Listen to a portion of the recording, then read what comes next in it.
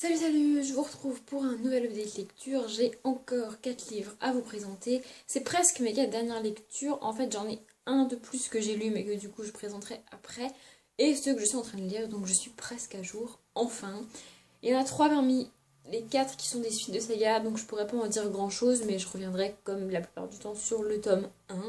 Je vais commencer tout de suite. Le premier c'est un tome 4, donc c'est Sans cœur, une aventure d'Alexa Tarabotti. Le tome 1 c'est Sans âme et c'est écrit par Gail Carriger. Je ne sais plus si j'en ai parlé dans dans la vidéo dans laquelle je parle des musiques que je lis en lisant. Je vais y arriver aujourd'hui. Des musiques que j'écoute en lisant les sagas. Je ne sais plus, c'est possible. Je crois pas en fait. Bref.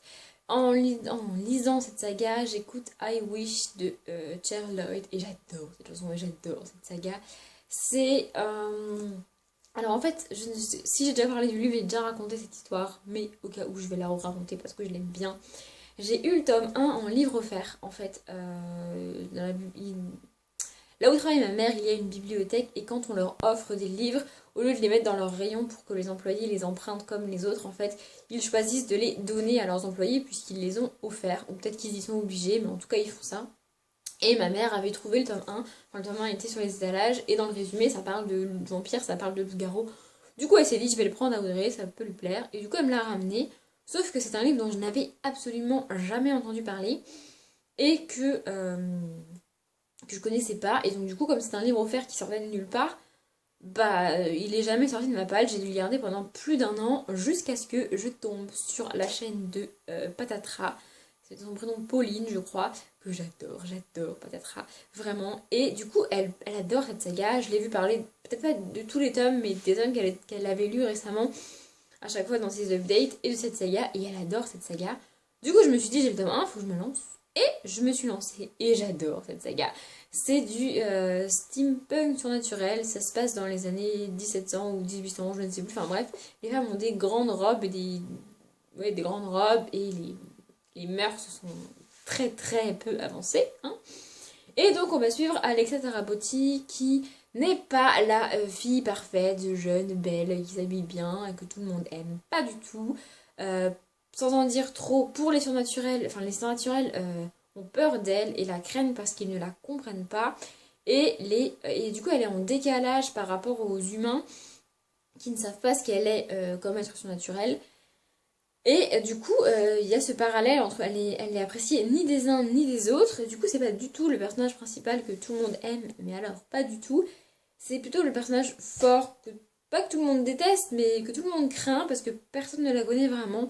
Elle a une meilleure amie qui s'appelle Ivy et qui est complètement son opposé. C'est à se demander comment elles ont pu devenir amies toutes les deux, franchement, je ne sais pas. Et donc, du coup, ça va nous parler de vampires et de loups-garous. C'est un. En fait, il n'y a ni l'un ni l'autre qui sont dominants. Ce qui domine, c'est le personnage d'Alexa Tarabotti. Et les êtres surnaturels sont autour d'elle et elle vit avec, en fait. Et donc ça s'appelle le protectorat de l'ombrelle. C'est écrit nulle part, ça c'est écrit derrière. Et en fait, parce qu'elle a une ombrelle. Et la première scène, ça démarre avec son ombrelle. Et on comprend direct pourquoi ça s'appelle comme ça. Et c'est trop cool, vraiment. J'ai pas trop envie d'en dire parce qu'encore une fois, c'est un tome 4. Et encore une fois, j'ai peur d'aller trop loin dans mon résumé.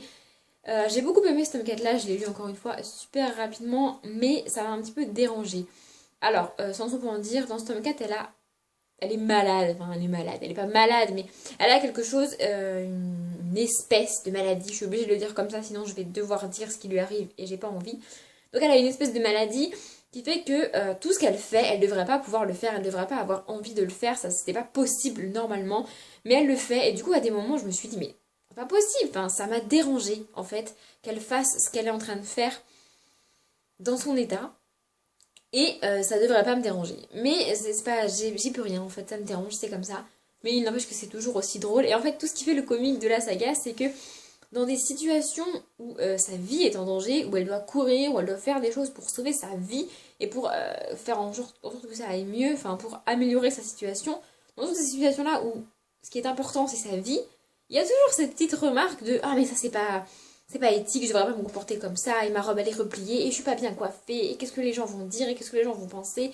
Et les mœurs sont très présentes, et tout ce qui fait le comique du livre, c'est ces situations-là qui sont complètement en décalage par rapport à ce qu'aujourd'hui on dirait. Enfin, je veux dire, aujourd'hui, même si t'es toute nue dans la rue, et que tu dois courir pour sauver ta vie, et ben tu vas courir et tu t'en fous de qui te verra toute nue, c'est pas grave. Mais elle, non, il faut pas du tout, elle va s'arrêter et se cacher, quitte à risquer sa vie pour ne pas qu'on la voie comme ça. Bon, elle n'est pas nue dans le livre, mais c'était un exemple pour bien que vous compreniez. Donc si vous n'avez pas commencé cette saga, c'est des tout petits poches qui se lisent super vite. Et il faut vraiment essayer. Le premier est juste génial et ça ne s'arrête pas en fait. C'est trop cool. Vraiment. Bon, le suivant, je vais essayer d'en parler rapidement, mais je ne vous garantis pas d'y arriver. Il s'agit de Beautiful Beloved. Il est tout petit.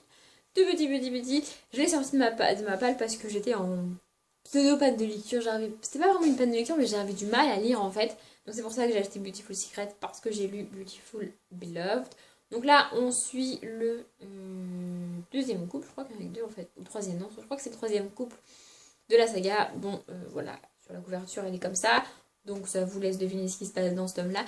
J'ai bien aimé voir un couple très amoureux, très fusionnel. Qu'est-ce qui leur arrive une fois qu'ils ont un enfant, en fait? Parce que c'est ça l'histoire, c'est ce qui se passe dans leur vie.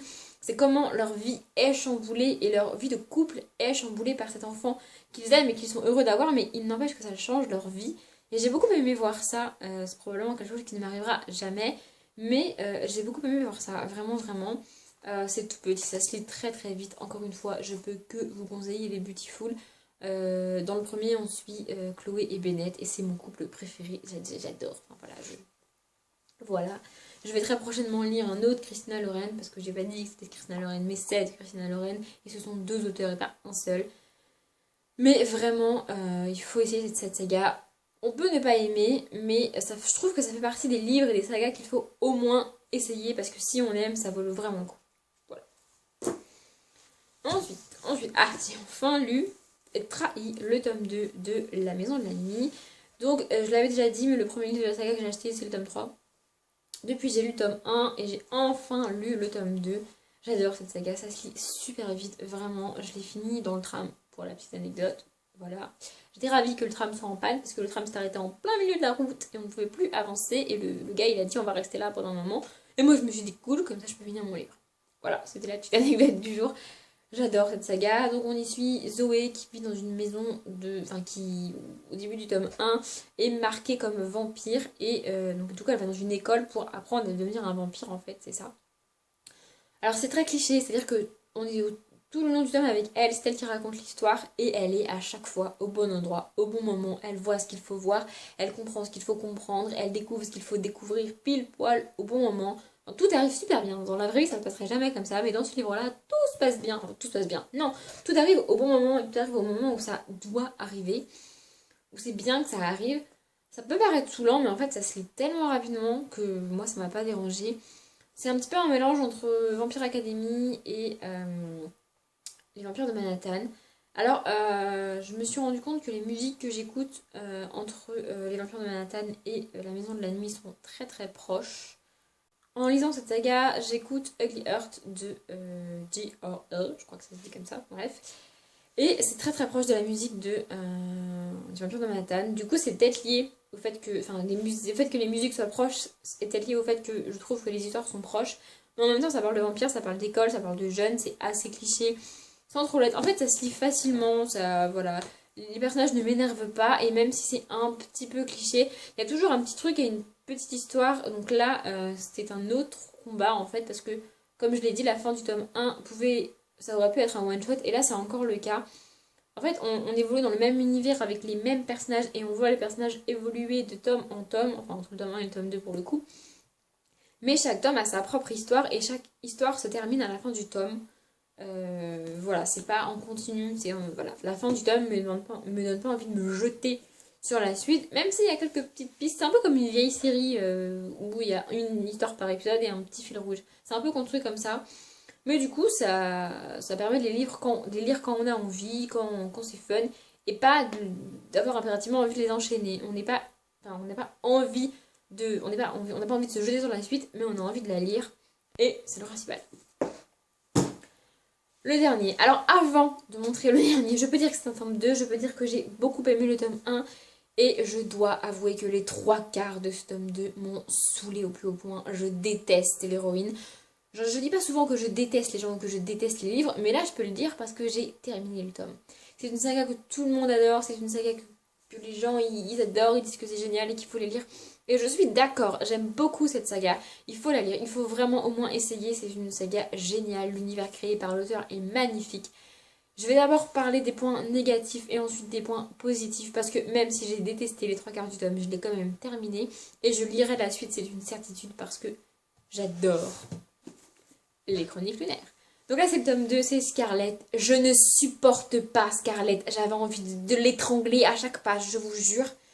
Pendant les trois quarts du roman, j'ai dû mettre plus d'un mois à lire ce livre parce qu'elle m'énervait, j'avais envie de lui couler des baffes, je ne saurais pas l'expliquer parce que ce qu'elle fait, elle n'est pas énervant, elle n'est pas cruche, mais je la supporte pas en fait. C'est comme ces gens qu'on rencontre, qu'on connaît pas, mais qu'on supporte pas. On sait pas pourquoi, mais c'est comme ça. Et parce Scarlett, c'est ça. Je ne la supporte pas.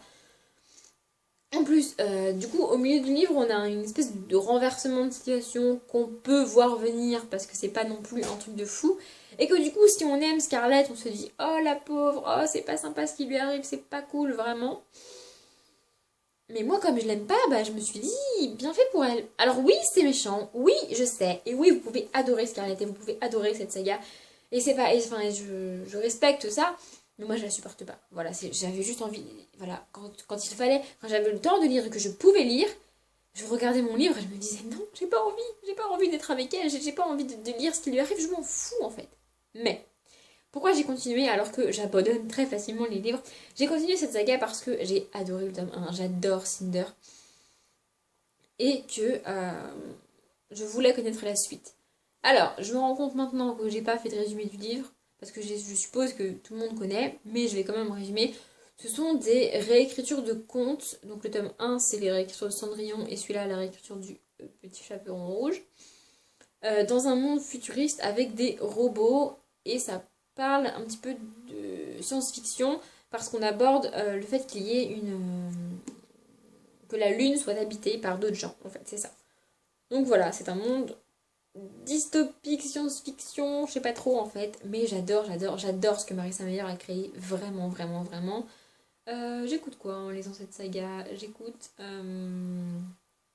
La Kaikan de Sam Smith et j'adore. Bref, donc pourquoi j'ai pas abandonné ce tome-là? Parce que j'adore ce que Marissa Meyer a créé. J'ai adoré les petites références qui sont dans Cendrillon, enfin dans Cinder le tome 1. Les petites références qui sont faites à Cendrillon, je trouve que c'est vraiment bien intégré, c'est vraiment bien réfléchi. C'est pas juste là comme ça. Enfin, elle aurait pu écrire la même histoire sans référence au conte, mais non, ça apporte quelque chose. C'est vraiment bien écrit, c'est vraiment bien pensé et j'adore. Alors j'aime peut-être moins ce tome-là parce que dans le Petit Chaperon Rouge, il y a moins de petits éléments qui sont propres au Chaperon Rouge. On a la cape rouge, la grand-mère et le loup. Voilà, c'est les trois seuls points qui sont propres au Chaperon Rouge et qui sont repris ici. Alors évidemment, l'héroïne a un sweat à capuche rouge, jusque là voilà. Elle a une grand-mère, bon ça je vous laisse découvrir quel rôle a la grand-mère dans le film. Et le loup apparaît. Je ne vais pas vous dire comment il apparaît, je ne vais pas vous dire ce que c'est, je veux pas trop en dire parce que au moment où j'ai découvert comment elle avait intégré le loup à ce livre, j'ai souri et j'ai dû m'arrêter dans ma lecture parce que j'ai adoré ça. Et c'est à ce moment-là que je me suis rendu compte que c'était pour ça que je continuais le livre, pour ce qu'a créé Marissa Meyer et parce que je veux lire la suite. Et parce que j'adore Cinder et aussi parce que j'adore Kai. Kai c'est le prince donc de Cendrillon, enfin de Cinder. Et il me fait un petit peu penser à Maxon de la sélection écrit par Kirakas. Et j'adore Maxon et j'adore Kai. Je ne saurais pas pourquoi, pas vous dire pourquoi je trouve qu'ils se ressemblent, mais j'adore ces deux princes. Et ce qui m'a aussi aidé au cours de la lecture, c'est qu'on est principalement avec Scarlett, hein, c'est le titre du livre. Mais on a quelques petits chapitres qui sont intercalés au cours desquels on suit Cinder et on suit Kai, justement. Et c'est pour ça, enfin, c'est ce qui m'a aidé à avancer dans ma lecture. Ce que j'ai beaucoup aimé. Alors, sur la fin, sans trop en dire, Scarlett, enfin, l'écriture fait, enfin, ce qui se passe dans le livre fait que Scarlett est vue d'un autre angle et du coup, ça m'a aidé à la supporter. Je peux pas dire que ça m'a aidé à l'apprécier, je ne l'apprécie toujours pas, mais ça m'a aidé à la supporter. Et c'est vraiment cool. Et j'adore aussi la manière dont les histoires s'imbriquent l'une avec l'autre. C'est-à-dire qu'on n'a pas Cinder d'un côté et Scarlett de l'autre. On a commencé par découvrir Cinder, puis par découvrir Scarlett. Et ensuite on découvre comment leurs deux histoires s'imbriquent l'une avec l'autre. Comment l'auteur a pensé le tout ensemble. Et on sent qu'elle a réfléchi ce tome 2 là et probablement les tomes 3 et 4 en même temps qu'elle écrivait le tome 1. Parce que enfin, ça sort pas de nulle part, c'est vraiment bien pensé, bien réfléchi, tout va bien ensemble, tout est cohérent et tout. Et rien n'est là juste pour tiens, c'est une réécriture de compte, au fait, je vais parler de ça. Non, tout est réfléchi et tout est bien pensé. Et j'adore ces livres, vraiment. Il m'a fallu du temps pour le lire parce que je supporte pas le personnage, mais ça c'est propre à moi. J'espère qu'avec Cress ça passera un peu mieux parce que sinon, ça serait dommage d'abandonner la saga alors que je veux connaître la fin. Je veux connaître la fin de l'histoire de Cinder en fait. Parce qu'à la fin du tome 1, il y a une révélation et je veux connaître la fin. Donc, encore une fois, c'est propre à moi le fait que je déteste Scarlett, mais je recommande quand même la saga parce que même en détestant le personnage principal d'un tome, je n'ai pas réussi à abandonner la saga. Ça prouve à quel point je l'aime et ça prouve à quel point c'est bien écrit et c'est bien fait et c'est magnifique en fait. Voilà, ma vidéo est terminée, j'espère que ça vous a plu, j'espère que c'était pas trop long. Comme d'habitude, je vous souhaite une bonne journée, une bonne après-midi, une bonne soirée, une bonne nuit, un bon appétit. Et moi je vous dis à bientôt.